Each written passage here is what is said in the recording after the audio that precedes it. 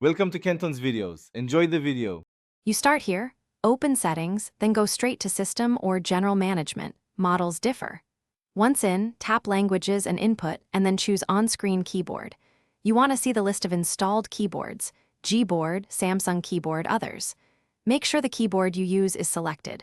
If not, pick it now. This prepares the app-level controls so you can change suggestions and correction settings without guessing where they live.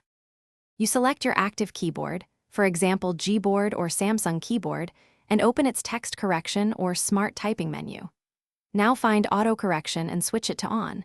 Make sure to choose the level of aggressiveness if your keyboard provides light, medium, or aggressive options.